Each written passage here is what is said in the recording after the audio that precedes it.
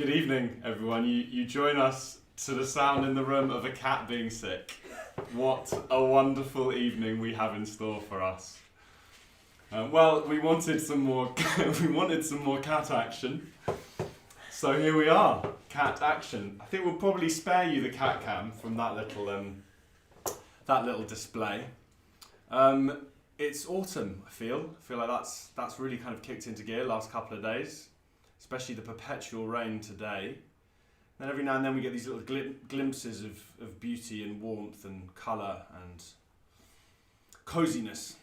But largely, yes, I feel like we are at the next stage of the year, and we are at the next stage, I guess, of COVID and the next lockdown. It feels very much here like we've gone back in time.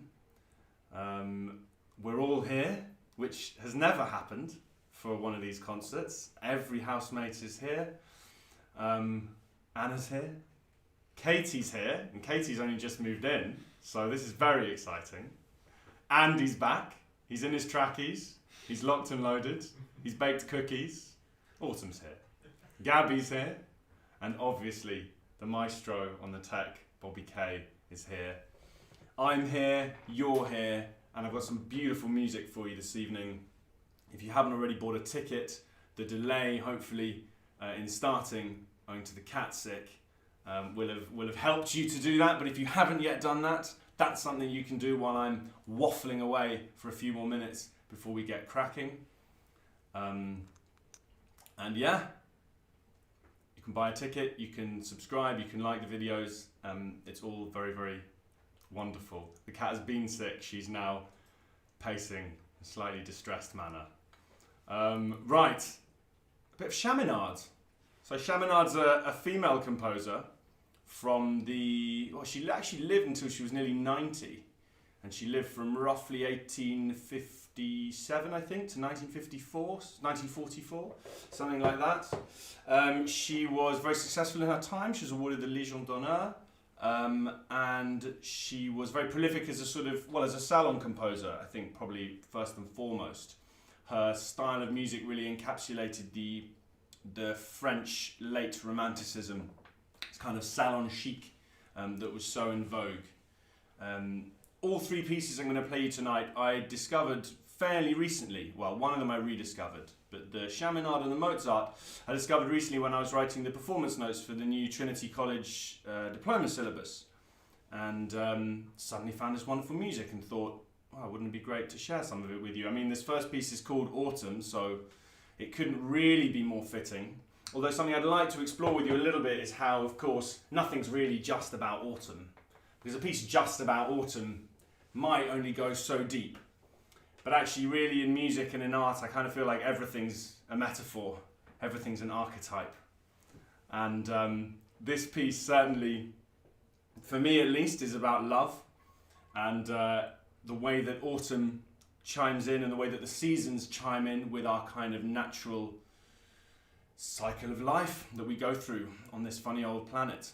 And the idea that, spring is when we're at our most kind of fertile, virile, alive, frisky. Summer is the absolute glory, the peak. And then in autumn we start to mellow a little, maybe. And we start to realise that the height of our lives are behind us. But I think that doesn't necessarily mean in any way that the experience of friendship or love need be diminished. And actually it's quite a beautiful thing to be able to see the afterglow, if you like, of someone's peak in their face and in their soul and in their body. Maybe with some of the wisdom that comes from having lived a little bit longer as well. It was my parents' wedding anniversary 2 nights ago, and I wonder if they thought I'd forgotten. But I hadn't, and I wanted to reference them here in this context as 2 people whose age-old love and companionship has always served me very well and understood it in its many nuances and complexities. It's only made me marvel at it further. So this is for you guys, and enjoy this beautiful piece of Chaminade. The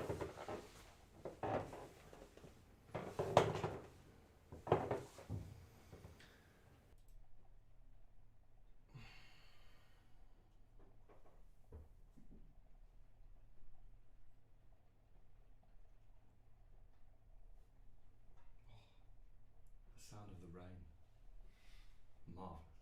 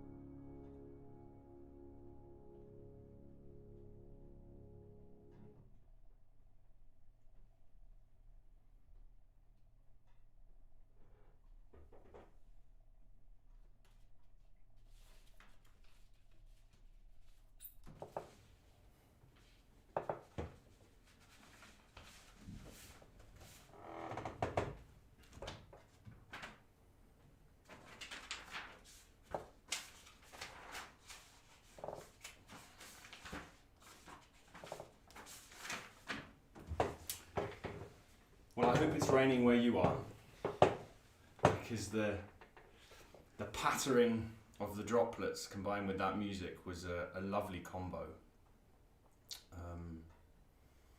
Yes, I've always been a sentimental at heart, and music that is that unashamedly in touch with its emotions has always appealed to me.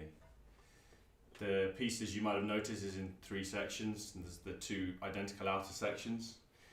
But when the music comes back at the end, she marks it pianissimo, so very quiet, as opposed to just piano at the beginning.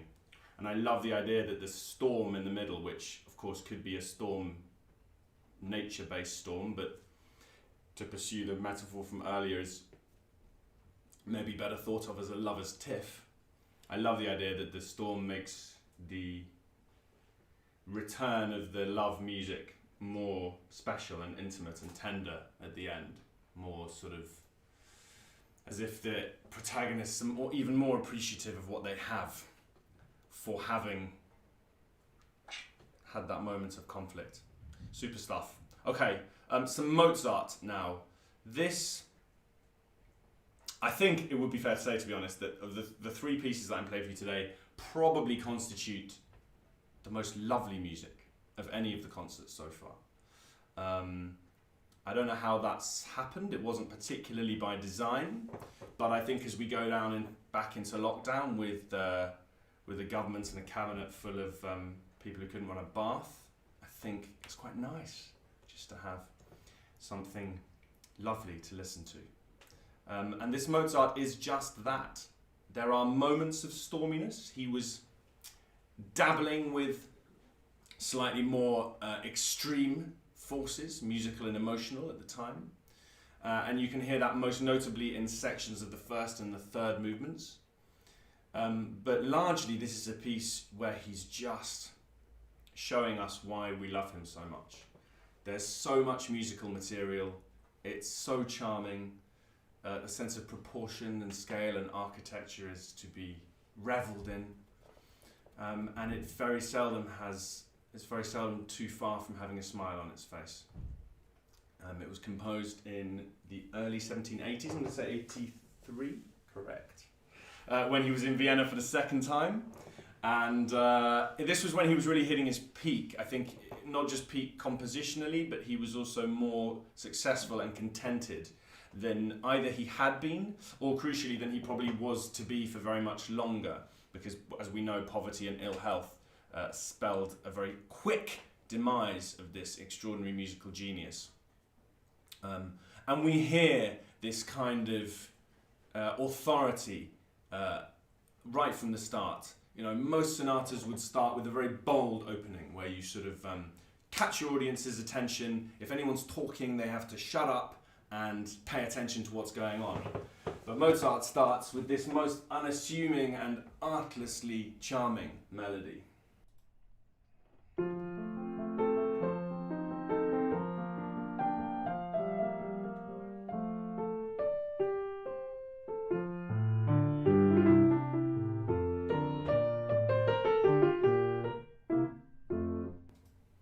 That's sort of your first musical idea and your first musical sentence. Now, there's a couple of things that are unusual about that. The first thing is that the second half of that didn't really have much to do with the first half of it. So normally, at the beginning of a classical piece of music, the composer would start with a question for the first phrase, and then the second phrase would answer that question, both harmonically, but also in terms of shape, and in terms of resolution. So you might start low, go higher, and come down again. Here, he's just given us a lot of material. There was that lovely first few bars with the rippling left hand, and then he introduces this completely different theme. And one thing he plays with a lot in this movement is what we call Hemiola. So that's where we are ostensibly in 3 beats in a bar, and every now and then he throws in these melodies that have an accent every 2 beats. And that gives us this feeling of slight discombobulation. And for those of you who've seen the Brahms concerts precedingly, in previous weeks, Brahms was someone who went bonkers with that. So after the very innocent introduction, 1, 2, 3, 1, 2, 3, 1, 2, 3, 1, 2, 3, we then have 1, 2, 1, 2, 1, 2. So he's already introduced something very different in terms of shape, doesn't really, because we didn't depart anywhere in that first phrase, it doesn't really have anywhere to take us back to harmonically. And he's introducing this difference of rhythm. So that's just the first 10 seconds or so. And then you would expect the composer normally to develop a little bit of that, or at least for the material that follows to take some of those ideas and then move us somewhere else. Instead, he just gives a completely new tune.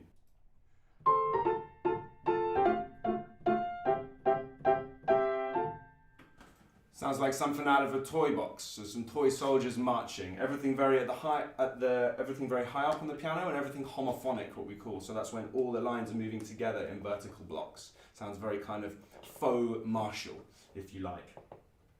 And then the music feels very genteel. I think one thing that's lovely about music from this time is the amount of physical gesture there is that manifests itself in the music. So just after that, we can hear the protagonists curtsying and bowing to each other.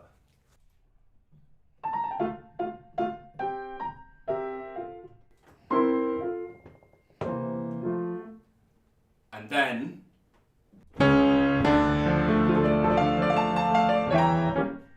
out of nowhere, he completely flips the emotional landscape on its head. And indeed, the music becomes rather stormy. Personally, I feel that because the vast majority of this music is so benign and beautiful and charming, that even those stormy moments they're storminess for the sake of shocking us, for the sake of jabbing us in the ribs. They're not storminess, in my opinion, for the sake of leading us into this kind of Beethovenian world of strife and struggle. For those of you who caught the Pathétique 2 weeks ago, that's very much how he would be deploying such storm. But here it's kind of like, I got you there, that kind of thing. And I think what's really interesting now is that this is what we call a bridge section. So let's take this first movement as a sort of structure. Normally we'd have one melody, we then have a bridge section which would lead us to a different key and a second melody, and that would be the end of our first big section. But already here we've had 3 melodies, which he didn't really do much with, just stated them one after the other. And then this is the bridge section, this storminess, and this takes forever. He goes through several different keys, and the bridge section is longer than the melodies put together that had come before. And this is, I think, a really interesting development, whereas previously the bridge section would be just a few bars, just a kind of tool, a way of just connecting from A to B. Now it becomes the main event, because actually, fundamentally, what's exciting about music? Music is exciting when it's traveling, when it's going somewhere, when it's developing, not just when it's sitting in its box. So he gives us 3 things that sit in their box, and then the development is what's incredibly dramatic and exciting. And then after all that storm, we get the second, what is still the second melody, in the sense that that's where we've arrived at our second key. But of course, because he's a genius and he's blowing our minds, it's kind of the 4th melody. But this is the most elegant and the most beautiful and lilting of them all.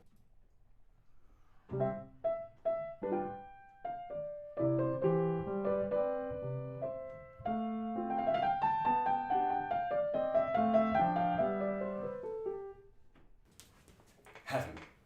And what you'll find a lot is happening here is that he might play a melody and then immediately give it to us again. Probably because he knows it's lovely, but also so that he can embellish it, so he can decorate around it, because at the time they were huge about this. There would be whole evenings and contests built around just 2 great composers or pianists improvising off against each other.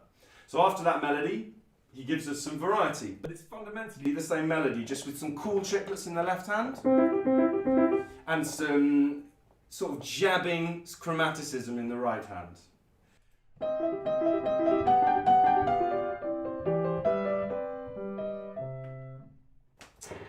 And then we come to the next bridge section. And again, he seems to be using the bridge sections to sow discord, to sow conflict.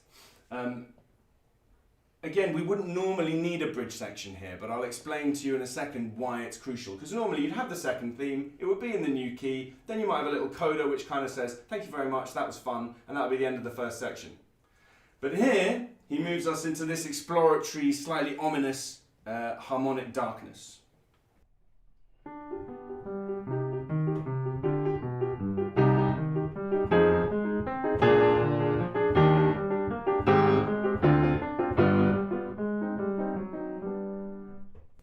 There's a couple of things I want to draw your attention to here. First of all, these bridge sections are not big on tune.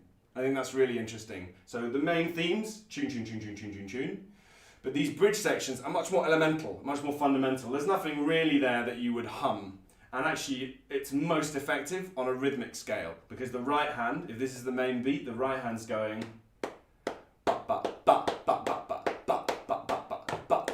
and so sewing this slight edge, slight grind against the main pulse. And then he starts to shock us with these sudden fortes, these sudden loud explosions.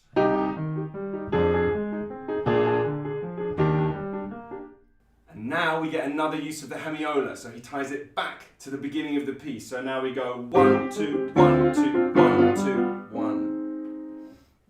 And the only other thing I would say about this is something that that was what I was going to say. Cycle of fifths. So I don't know if any of you feel that this is something you might have heard before.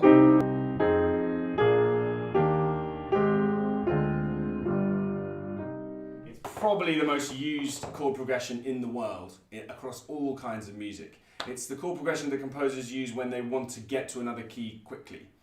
It sounds very cool because basically he's queuing up two chords that sound very good next to each other, and then he's just rolling them down in a sequence to move from key to key. Really effective. And after that, we think it should be the end of the section, and he brings us right back to an embellished version of the second theme.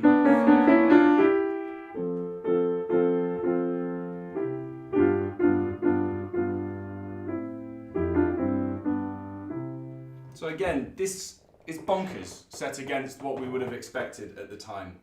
The second theme has done. It's happened. That's fine. We leave the development for the development section, which is the next big section, which is when he takes the main themes and has fun with them and plays games and develops them. But one thing I love about this movement that was starting, and it wasn't just Mozart, it was Haydn as well, and obviously Beethoven was going to take it somewhere really extra, was that from the 1780s onwards, there was no such thing as, oh, let's wait for the development section. It was like, no. The most exciting stuff about music is when the themes are transformed. That's what makes us interested and pricks our ears up. So they get right to it very early. The development section actually mainly uses the unsettling motif and takes us through lots of different keys. It then brings us back to the main theme. We hear all that wonderful music again, and we finish the movement in a kind of, a really breezy, positive fashion. Now this second movement, it's a 3-movement piece. The second movement is the reason I wanted to play this piece. The reason when I was writing the notes about it, I was like, I have to learn this piece. It's one of the most beautiful, simple, touching movements, and I think what's really important to stress in this music is how uncomplicated it is. I think more than any other composer, Mozart understood that simple didn't mean boring, didn't mean banal, and certainly didn't mean unaffecting. The whole movement is just a repeat. So the movement's about half as long. If you split the movement in half, you'd have all the material. And then the second half of the movement, he just repeats all that material, but with these wonderful embellishments and decorations. And I just want to talk to you a bit about the way he constructs his material, because it's been on my mind a bit recently. Living with someone like Bobby Kay, who is an architect, very big into buildings, has really made me start to appreciate the satisfaction that humans desire from proportion and from symmetry. And I'd never really taken much attention on that before. I don't think I'm a particularly observant person, and it's taken someone like that in my life to draw my attention to that. But then, of course, when I was talking to him about what music he liked to listen to, Mozart came very high up on his list. And I was thinking, well, I wonder why that is. And actually, it makes perfect sense, because classical music, or the classical era of music, which runs from about 1750 to 1820, is the time when they were most consciously aware of structure and symmetry and proportion. And if we look at the beginning, I mean, I don't know if you've come across the word bar before, but music tends to be split up into bars. It's like little tiny cells that have the same number of beats in each time, and that's how we sort of structure our works. We talk about 2-bar phrases in music and 4-bar phrases a lot, and 8-bar phrases sometimes, and that's no coincidence, because all of those are symmetrical. So you can have a 4-bar phrase and it can be split into 2-bar phrases, and you can have an 8-bar phrase and it can be split into 2 4-bar phrases.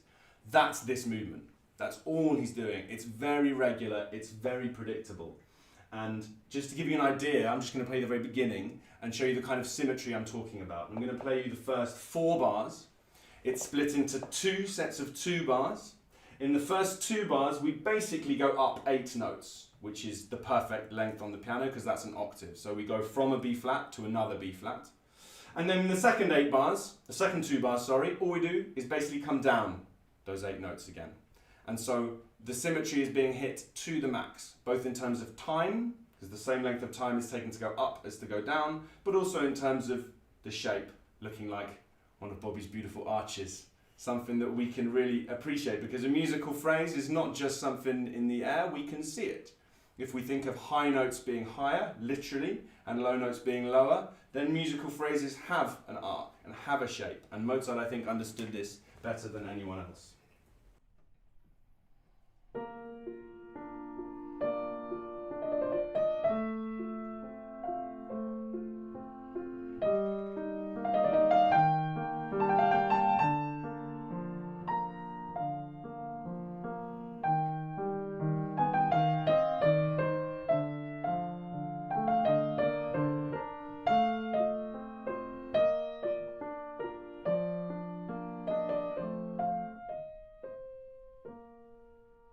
Home again, from the B flat, up to the top, and back again.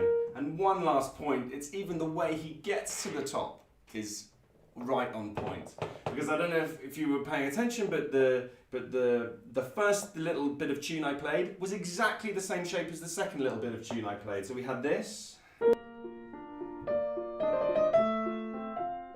And then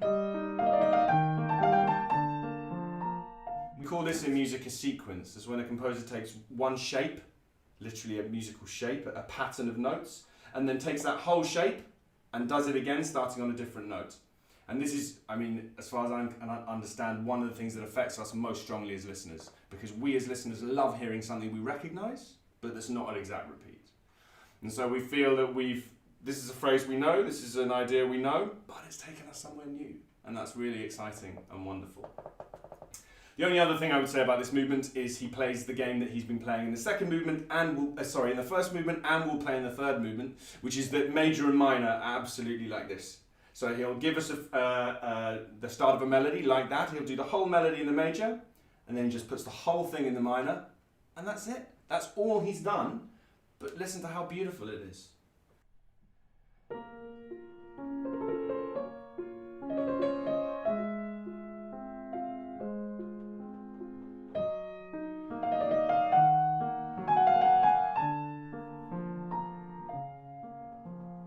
Simplicity really is king. It's as easy as that, except no one else did it as well as that. So there's a beautiful paradox there.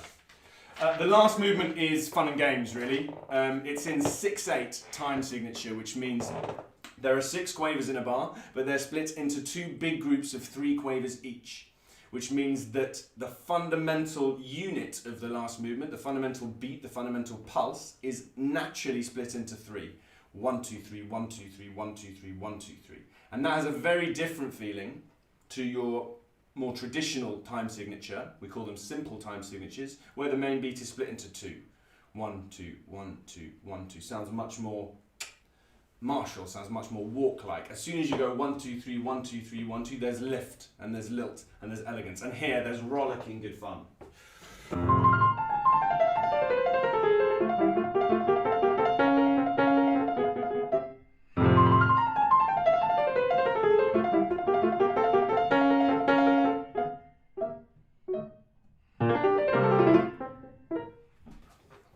Yeah, it's cool, and that just kind of goes along. We have a lovely time. The last movement, I think, is more substantial than would have been typical. Normally the last movement was just like a little dance, maybe a little minuet or something. The first movement was normally the meat in terms of structure and material. The second movement was the heart and soul, and the third movement was just something quite trivial. Although this is light-hearted, it's big. He puts in a repeat of the first section. It's in sonata form, so he develops the motifs in accordance with that structure, but he doesn't end it as we'd expect. So normally a piece that started as I've just played you, that little bit with all the decoration and virtuosity and explosions, you'd expect it to land up with a really big finish.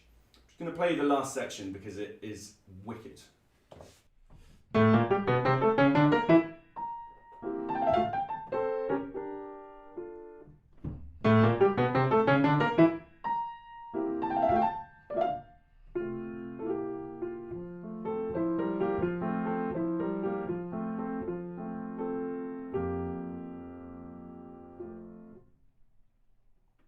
couple of little things.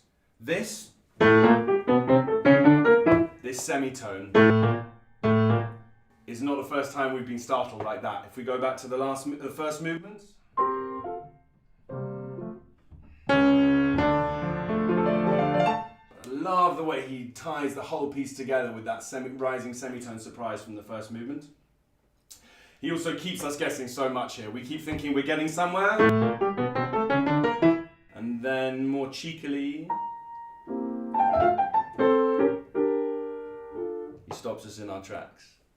And means dying away for the last few bars. And this was, apart from the fact that it's unusual to, actually at this time quite unusual to slow down at the end of a piece. It's also a very kind of emotive marking, and yeah, something that was very much not typical. There is a crying cat outside. We will let the cat enter, and she can enjoy some Mozart. Oh, one more thing. Little bit of a quiz. There is, nested within the first movement, an Andrew Lloyd Webber song. Anyone who can get it before I finish playing the sonata and give the answer can have a DVD.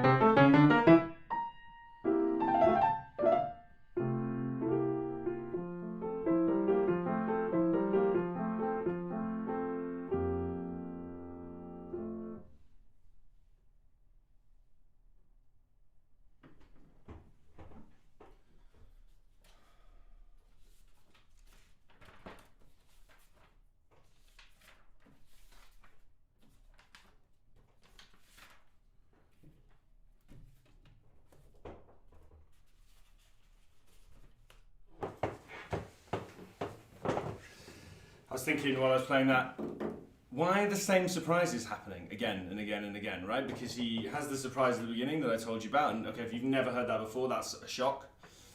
But then it repeats, I mean, it exactly literally repeats, and then in the second half of the first movement it comes again, the same music. And similarly in the last movement, surprises keep coming. But I think it's just that lovely universal truth that surprises are almost better when you know they're coming. It's that thing of playing with a child when the child knows the game. The child knows that you're playing peekaboo or that you're, I don't know, throwing it onto the bed. It knows that the element of danger or the element of fear is not really real. It's not really something that can go wrong. It's not really something that can truly shock and terrify you. It's that lovely thing of kind of knowing it was coming, but almost knowing it's coming makes it that much more charming and effective. And I think Mozart, more than any other composer, requires us to access the inner child. And I think in my experience anyway, that's why I've always found it difficult to teach his music to teenagers especially. And certainly why I, as a teenager, the only music of Mozart I could really relate to was the stormy, very dark stuff, which there is a little bit of, but not much. Because you need that kind of wide-eyed, naive, playful innocence, and not many teenagers have that. I certainly didn't. But it's been such a lovely thing to find in recent years. Much is often talked about how we recapture that childlike innocence as we progress more in our maturity. And I certainly think if there's one characteristic, if there's one emotional quality, if there's one personality type that I think has no place in the vast majority of classical music, it's cynicism. There just isn't really much cynicism in classical music, other than maybe some Shostakovich and definitely some 20th century composers. You need to buy into the game. You need to get on board with the program. And Mozart is, if you can, Mozart is just, for the soul, just unbelievable. I should have said that was for my Aunt Jean, who's I've been thinking of a lot recently and sending you lots of love. I remember very well playing Mozart duets with you back when I was yay high, and you always encouraged me so much. So thinking of you a lot right now and sending my love to you both and wishing you a very speedy recovery. I don't know if anyone commented and got the Andrew Lloyd Webber song. Don't know if anyone in here did. It's pretty rogue. Close Every Door to Me. And it's in the first movement. I'm assuming you know the song, of course. If you're not both Mozart fans and Andrew Lloyd Webber aficionados, then for shame, fundamentally. But you must know the song, Close Every Door to Me.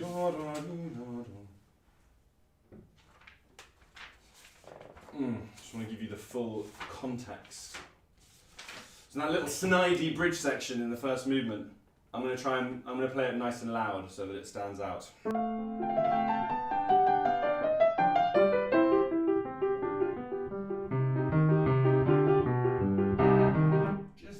Just a little one there, and it comes twice or three times other in that movement. So yes, for the very keen ears. Of course, Mozart was a big fan of Lloyd Webber, so it makes perfect sense that it would have been finding its way into there. Okay, we're going to finish with some Schumann. So this was the only piece of the three that I discovered when I was writing these performance notes that I had played before. I had attempted this as, I think, a teenager, but with, I think, quite limited success. It's not a super difficult piece, but there are some rolling octaves, which, if you play them with the lack of technique that I had back then, don't get played. This is a novelette. He composed this set of 8 in 1838. This is Opus 21. And this was just after quite a stormy period in his life where he'd been trying very hard to press home his relationship with Clara. Clara Wieck, who was going to be, of course, Clara Schumann, eventually, once they finally got her father's approval. Her father disapproved of Schumann intensely. So it had been a stormy few years, and almost everything Schumann did was Clara-based.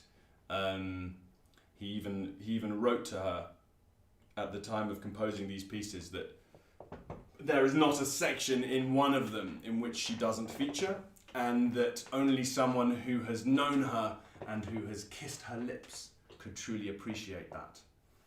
He was a real lover, Schumann, when things were good. He suffered from bipolar disorder, so his mania was often juxtaposed with periods of depression. But by Clara's reports, when he was manic, it was unbelievable. It was like having more love than you would ever know what to do with. And obviously he had his downsides too, but I feel like she certainly felt that to touch that rainbow when the times were good was certainly worth all the darkness that came alongside it. It's in quite an interesting structure. We've got basically 3 tunes. The first is swashbuckling and muscular. Schumann described these pieces, as well as obviously having this love connection to Clara, he described these pieces as tales of adventure. And I think the opening really sets the scene for that kind of vibe.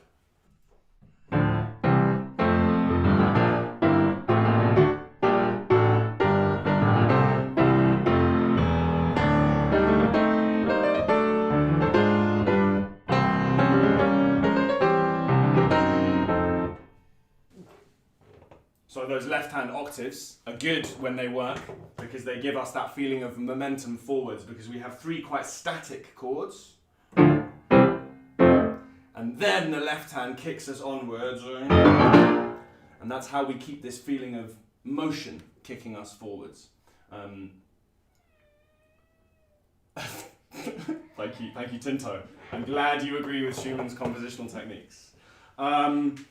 So that happens. And then the second theme is completely flipped.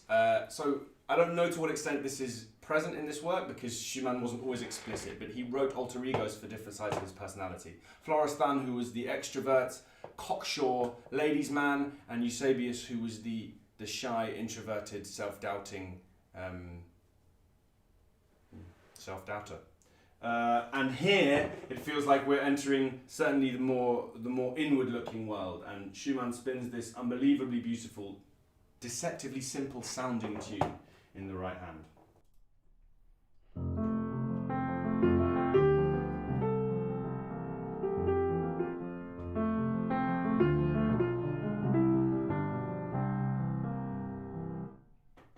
Few things I think are pretty amazing about this tune. The first is that it's really simple. The rhythm is basically just 1 beat notes. Ta, ta, ti, ta, tum. And that was very typical for Schumann. He very often wrote, I don't know what the word would be, monorhythmic tunes. Tunes that don't have a lot of ebb and flow in their actual note lengths. And so it's then the job of the performer to imbue them with what we call rubato, so that's the pushing and pulling of the tempo to give them movement. But also specifically to take care of the ones that would naturally come on what we call the weak beats of the bar, 2 and 4, to nourish those. And in nourishing them, we bridge the gap between weak and strong beats and stop the music from sagging, because I'm sure anyone can appreciate how little we want our music to sag. What I also love about this melody is the way that the left hand supports it. So it's a very innocent sounding melody.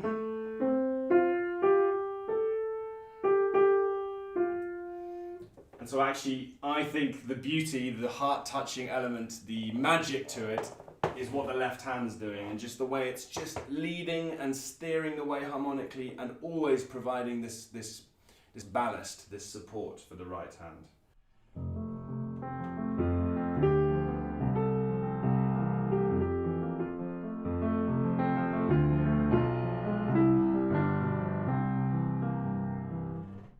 And the last thing that's wonderful about this melody is the accompaniment. So he's got the tune at the top of the right hand, normally with these 3 fingers. He's got the bass at the bottom of the left hand, normally with this finger.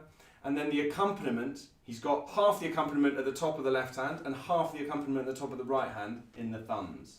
And it gives us these really cool opportunities to do wonderful things with the voicing, to bring out little inner lines, to show moments of chromaticism.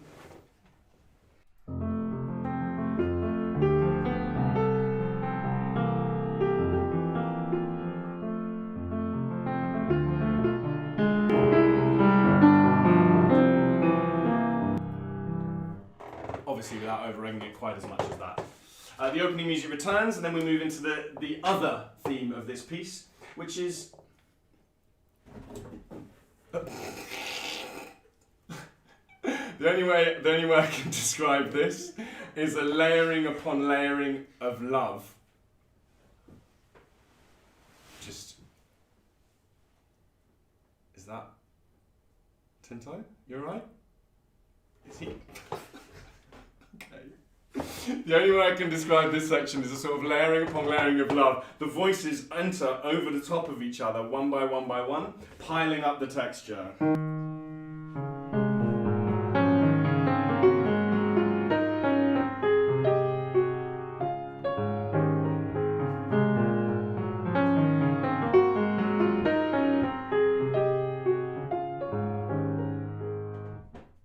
I think in all the music I've ever played, of all the love-based music I've ever played, if I had to be loved by one composer, I think I would be loved by Schumann. He seems to love so totally when he writes, and without any kind of show. You get the impression that he is just laying himself completely bare, with no artifice, that's the word I was looking for. Yeah, with no pretense. You know, Chopin, I think, obviously wrote incredible, beautiful music. We often put them side by side because they were born in the same year.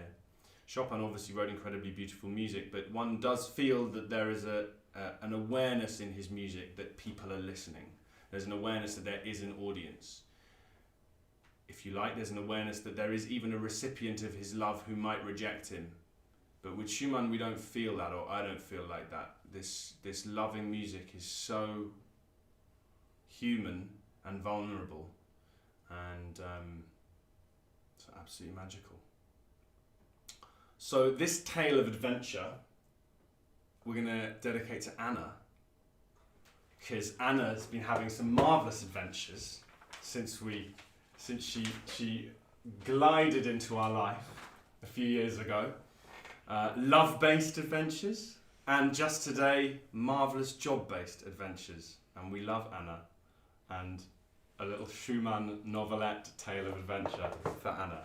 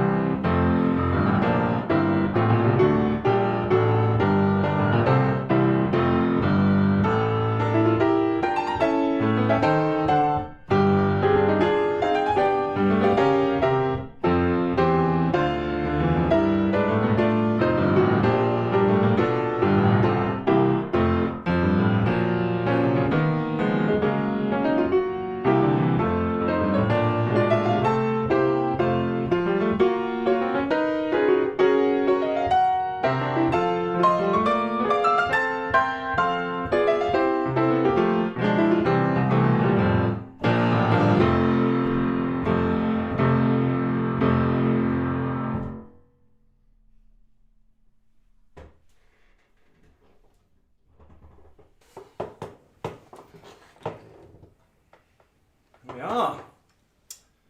Yeah, that's such a cool piece. I really didn't get it when I was younger, but maybe because I couldn't play it. It's amazing how how easy it is to hate pieces you can't play. Yeah, thank you. That's it.